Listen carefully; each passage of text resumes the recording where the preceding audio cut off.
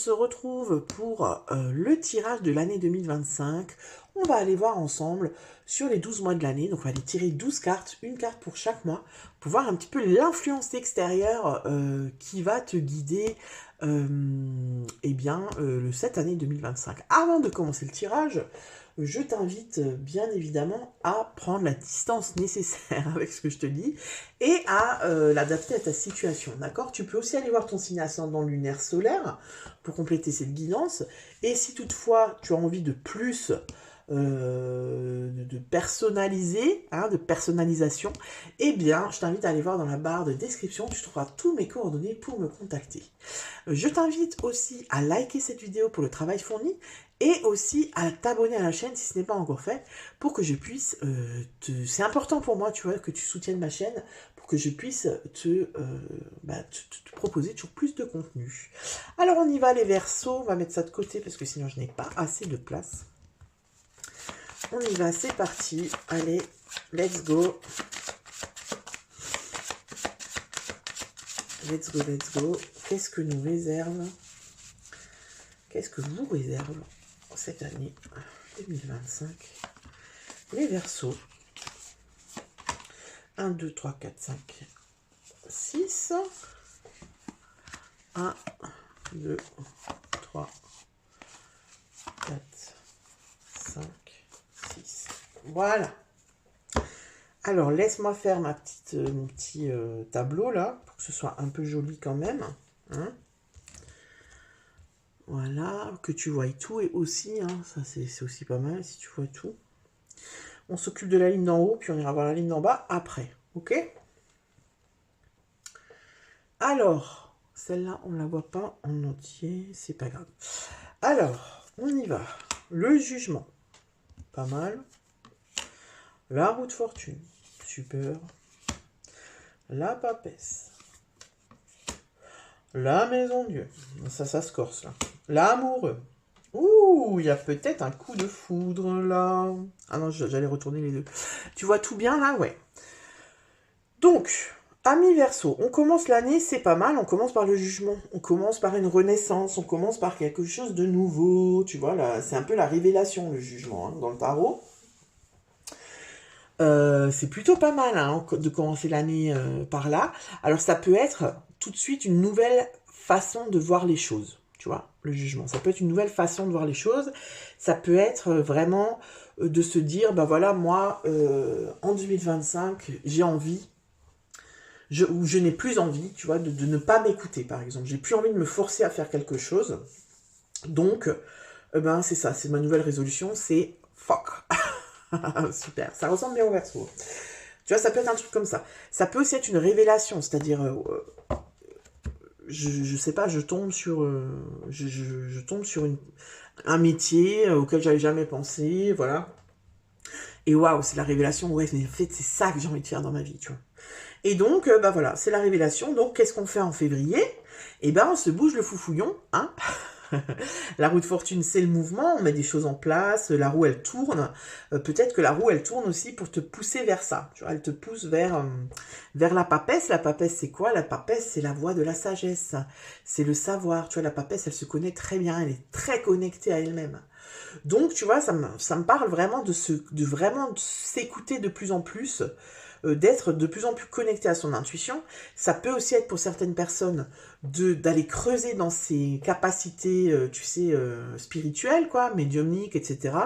Voilà, je me suis rendu compte, par exemple, en janvier, ah ouais, mais en fait, j'ai l'impression d'avoir du magnétisme dans les mains, ou ah ouais, les massages énergétiques, j'ai essayé, c'est mon kiff. Et voilà, tu vois, et alors du coup, on va creuser, on va œuvrer les premiers mois pour aller vers ça. Alors, en avril, on a la maison Dieu. La maison Dieu, c'est une autre forme de révélation. C'est souvent le chaos, c'est le bouleversement, il y a tout qui s'effondre. Alors ça peut être, tu vois, pour certains Verseaux, un éveil spirituel. Je commence à m'éveiller, voilà, j'ai une révélation en janvier, ah ouais, je sais pas moi, le chamanisme, c'est trop mon délire, par exemple, hop, je me mets à fond là-dedans. Et en avril, bam, j'ai un peu, tu sais, ce truc, la maison de Dieu, ça peut être la nuit noire de l'âme. La nuit noire de l'âme, c'est un peu tout qui s'effondre, les croyances, tout le socle sur lequel on s'était construit. eh bien s'effondre et du coup il faut tout reconstruire. Donc c'est très instabilisant, ça bouleverse quoi, d'accord? Ça peut être dans n'importe quel domaine de ta vie, hein. Ça je ne le sais pas encore, hein, vu que c'est du général, donc on verra en avril ce que c'est. Après tu vois, vu on a l'amoureux en mai, ça peut être une rencontre, hein. En, oh, j'arrive plus à parler. En avril, je rencontre quelqu'un, il me bouleverse complètement, il y a l'amoureux à côté, c'est la rencontre, voilà, ça vient bouleverser toute ma vie, ça fait plusieurs années que je suis seule, j'avais pas prévu de rencontrer quelqu'un, machin, et là ça me tombe dessus, ben je peux pas y échapper, tu vois, ça peut être ça aussi. Ça peut être quoi aussi? Ça peut être, ben voilà, je suis dans un nouveau moi, enfin je suis à la recherche de mon vrai moi, parce que mon nouveau moi ça m'énerve, un vrai, qui je suis vraiment, etc. Et puis en avril, ben tu vois, j'ouvre les yeux et je me rends compte que en fait, c'est pas que je suis dans le faux depuis jusqu'à maintenant, c'est que je me rends compte que je suis pas à ma place, tu vois, et que les personnes qui m'entourent, ben c'est pas les personnes en fait que j'ai envie, que j'aimerais qu'ils m'entourent. Tu vois ce que je veux dire un peu? Voilà, c'est un bouleversement, hein, voilà. Et alors en juin, par rapport à tout ça, on cadre. D'accord? L'empereur, il est rigide, il cadre, il a une autorité. Donc on va aller voir. On va aller voir en juillet ce que c'est. Alors on a l'étoile, le chariot, la lune, okay, le pendu, le monde et la justice. Ok, bon, on finit par la justice, c'est pas mal. Oui, alors on voit que ça te demande d'avoir une certaine rigueur, une certaine... Tu vois, peut-être que si c'est une rencontre, eh ben, j'ai pas envie de retomber dans mes anciens travers, donc directement je cadre le truc, tu vois, je pose des limites. Je m'affirme dans la relation, ce que je ne faisais pas avant, tu vois, par exemple.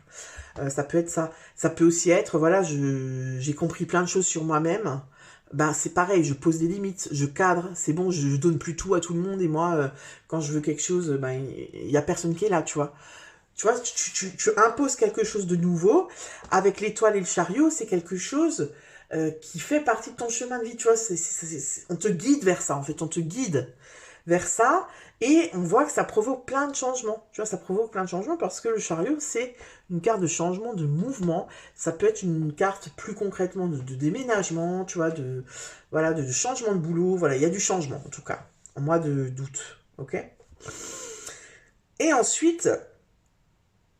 Avec la lune et le pendu, on me dit quoi? On me dit que là, la lune, ça peut être plusieurs choses. Ça peut être, j'ai pas tous les tenants et les aboutissants d'une situation. Je ne suis pas au courant de tout, je ne sais pas, c'est flou. Tu vois, peut-être que là, en août, on décide qu'il y a un nouveau départ. On décide de, par exemple, je sais pas, moi, je décide de déménager parce que je n'en peux plus de là où j'habite. Sauf que on ne sait pas exactement où. Tu vois, septembre, octobre, on voit qu'on est plutôt en période de réflexion. Peut-être qu'on se renseigne, tu vois, pour changer quelque chose dans sa vie vraiment concrètement. Avec le pendu, il y a des obstacles, il y a des retards. Donc peut-être si je veux déménager, ben je trouve pas ce que je veux en fait pour mon budget.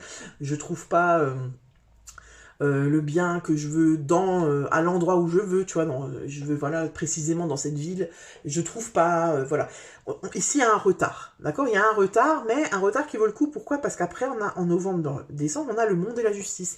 Donc, c'est un retard, si tu veux, c'est un peu comme reculer pour mieux sauter, mais dans le sens positif, c'est-à-dire, ben, je suis retardé, mais pour trouver vachement mieux, parce que le monde, c'est l'accomplissement, tu vois.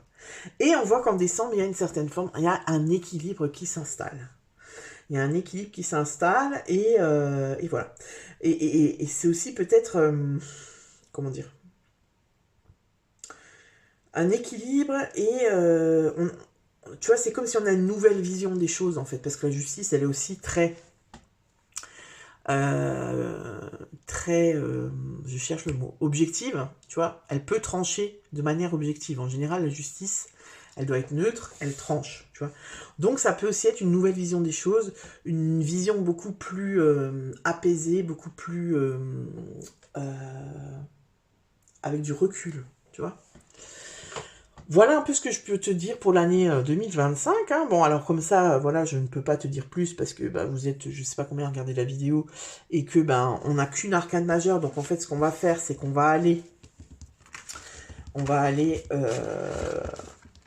prendre chaque arcane majeur, en fait, parce que si je te fais cette vidéo, c'est pas pour rien. Tu vois, là, on va aller faire la vidéo du mois de janvier, et on va prendre le jugement, et on va construire la guidance du mois de janvier autour du jugement. Voilà. Et puis, n'hésite pas à me dire dans les commentaires si cette vidéo te parle.